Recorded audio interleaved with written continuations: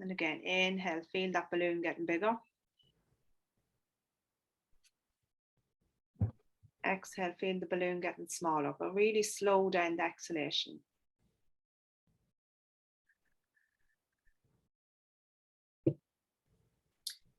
As you inhale, see that balloon getting a deeper color. So imagine if it was blue, but pick whatever color you want. It's going to be becoming a deeper blue as I inhale.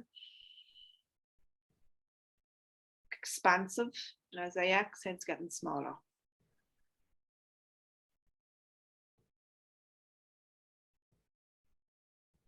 And again, inhale. Exhale.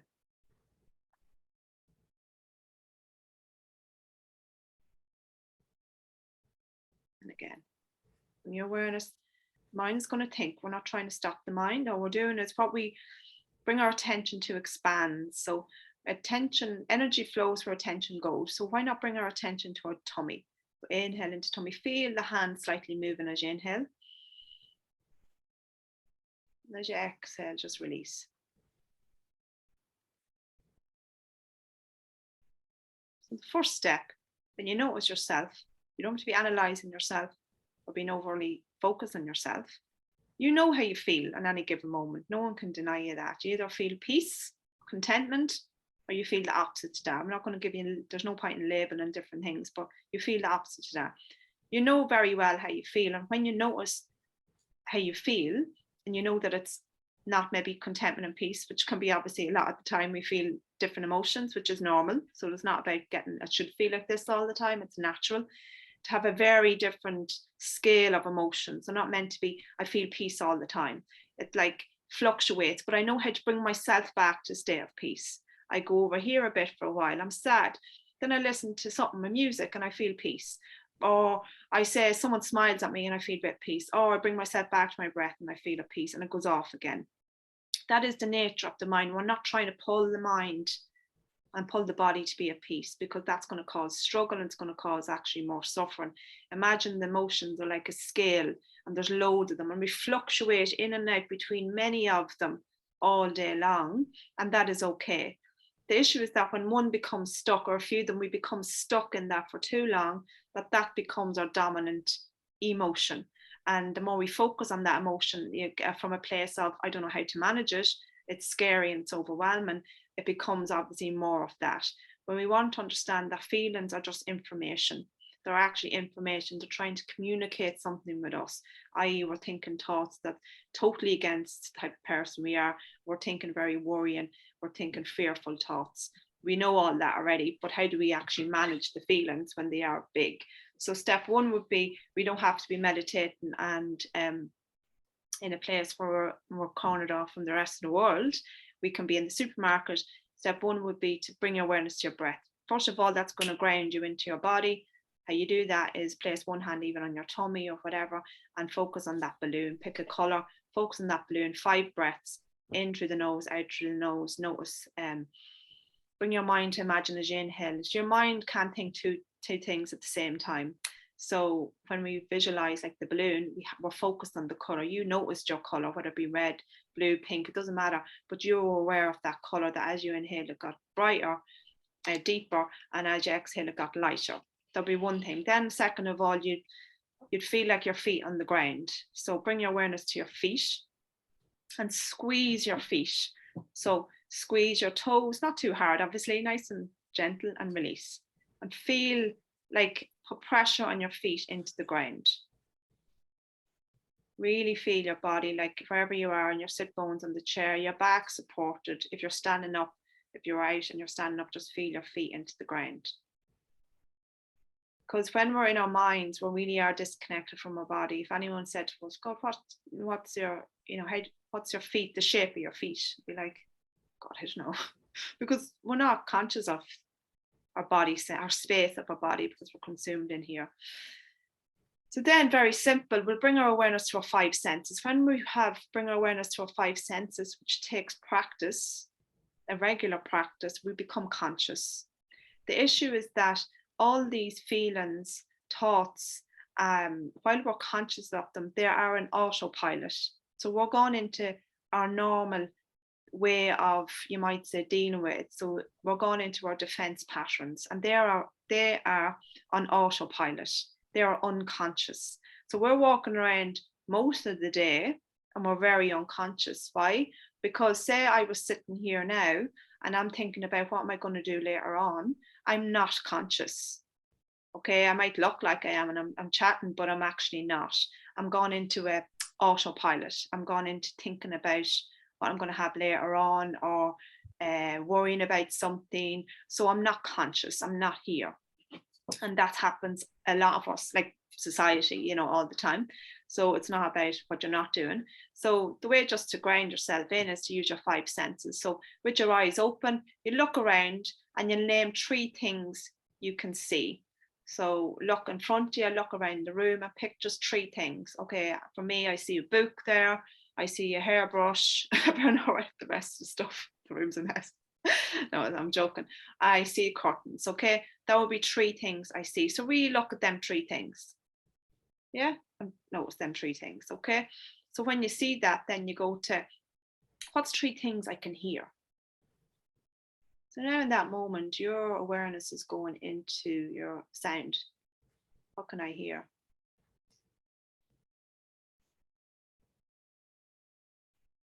I can hear like a pump or something for heating.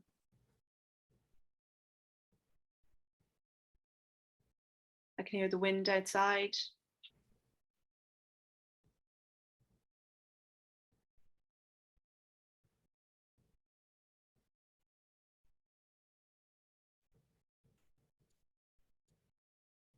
And I can hear a car.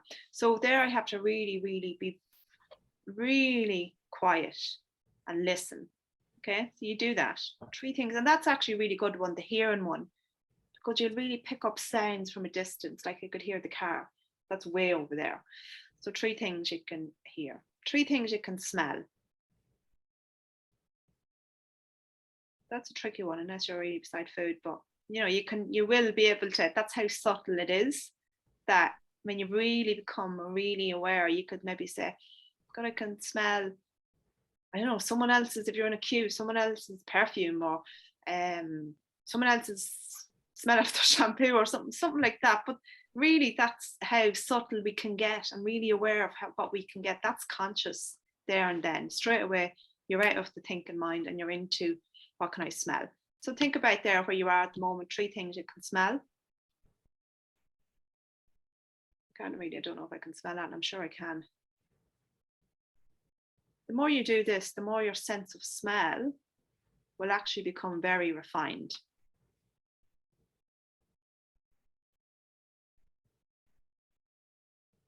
Become very, very subtle, and you'll really pick up on smells from a distance. So 3 things you can smell.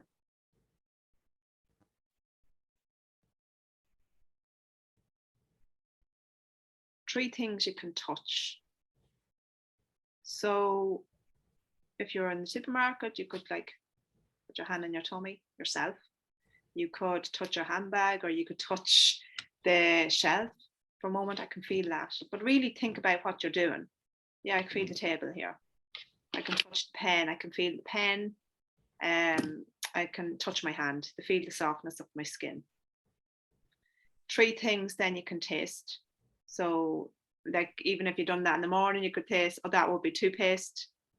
After your lunch, maybe you had a drink of something, you can taste that. Okay, so we can all use these things. Use your 5 senses. You can do this regularly, and it will bring you out of the rumination, and it'll bring you into now, because you had nothing else to think about, because you're thinking about what he asked, because they're questions. So it'd be a good idea. I'll put them up on the community. You could put them into your phone, on a note, you know, like have a little note on in your phone, you know, like a notebook thing in your phone, and have that on with you all the time, so that when you are in a place and you notice yourself feeling, don't wait until you feel anxious or anything like that. Do it when you just feel like, yeah, I'm kind of thinking here. Try and bring yourself in as much as you can. With practice, you'll notice to do it more often, obviously. But if you have it on your phone, you'll open it up on your phone and you won't have to try and think, what should I do now? You'll just have it, and it'll be like your grounding practices to do. And you might as well do them there, and at least you have them on the phone to reference to, okay? So that would be really helpful to start doing on a regular basis. What I would do is set a little alarm on your phone for like two minutes, and put in like once a day grounding for 2 minutes. And no matter where you are, like even if you're at work, you don't have to go into a cubicle, you don't have to go off. Set the alarm on your phone that you know that that's going to go off. So say you set it for like, I don't know, whatever, 11 o'clock in the day, every day. At that moment, when you hear that alarm, no matter where you are, bring in your 5 senses. Bring in the practice of the breath, 5 breaths, and then the 5 senses questions. And if you do that every day, it's not have to be a practice and a big chore to do. Or if you do that every day, what's going to happen is the more you do that on a daily basis, the more you're going to become aware, number 1, of your body, and number 2, how to ground yourself, and number 3, when you're going into rumination or analysing or fretting, which is normal and natural to do. We all do it at different stages in our life. It's completely normal. That's okay.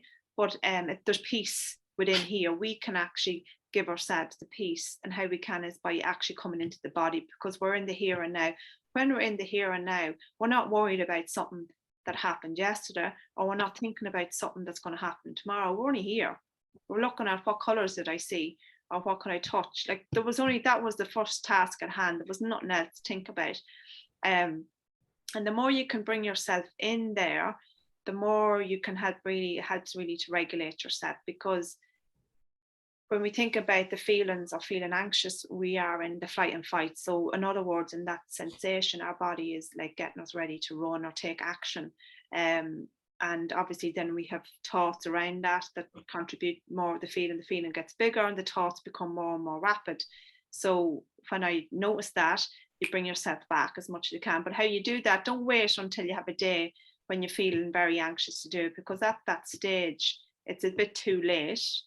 It's not too late that, like, I mean, you can never do it. I just mean that it's too late to bring yourself sometimes grounded. If you have never practiced this before, it's very, very challenging to bring yourself into a grounded place, because you will be gone off to the default mode. So if my default mode was to withdraw, so to flight, so to withdraw from the situation, that's my default. If that's my default mechanism, or dissociate, that's what I will do, because that's been ingrained in my psyche for X amount of years. So therefore, I wouldn't practice this only when I need it. I'd make a little practice so that when you need it, you're going to be more conscious of bringing it in. So maybe you can, what does it do? What does that do for you? That would give you choice, because when you're in that state, often it can feel like we don't have a choice but to act in this way.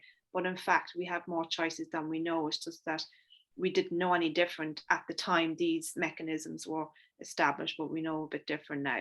So I'll just stop recording that for now.